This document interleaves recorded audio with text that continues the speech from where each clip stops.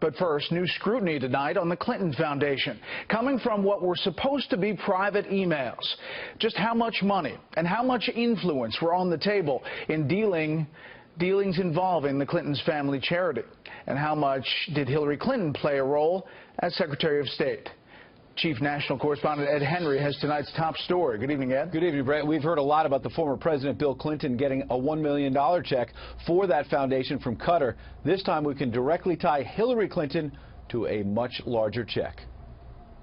As Hillary Clinton dodged a question at the final presidential debate about charges of pay-to-play at the Clinton Foundation, a WikiLeaks email surfaced showing the candidate herself lined up a $12 million commitment from King Mohammed VI of Morocco, a revelation coming from Clinton's loyal aide, Huma Abedin, who wrote in a January 2015 email, "She created this mess and she knows it."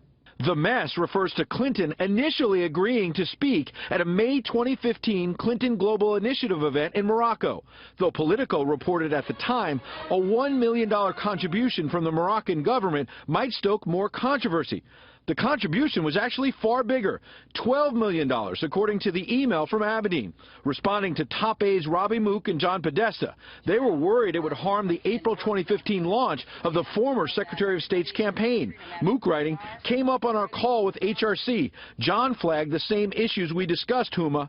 HRC said she's still considering."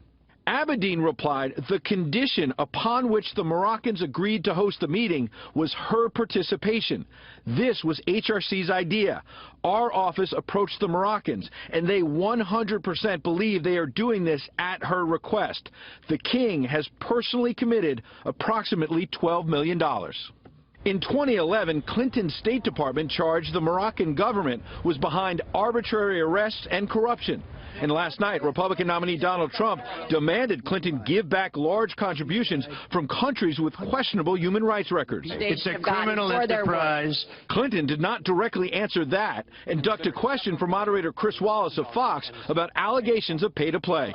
Everything I did as Secretary of State was in furtherance of our country's interests and our values. The Moroccan event ended up being led by Bill and Chelsea Clinton, while Hillary Clinton skipped it, even though Abedin warned it will break a lot of China with the Moroccan government. When you're in a sausage factory, it doesn't always look so good. Lanny Davis added, though, that the focus should be on the good works of the Clinton Foundation, especially fighting AIDS around the world, and he told me Abedin's email should not be taken, quote, too literally. Brett?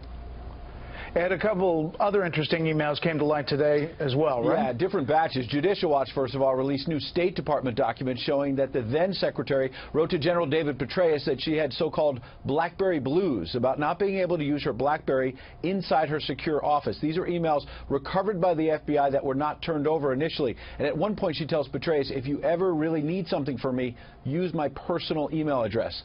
Then WikiLeaks had an email from former Clinton intimate Doug Band. He writes to John Podesta in 2011, he was frustrated about being forced to sign a document guarding against conflicts. Band writing, oddly, WJC does not have to sign that document, even though he's personally paid by 3 different sponsors of the Clinton Global Initiative.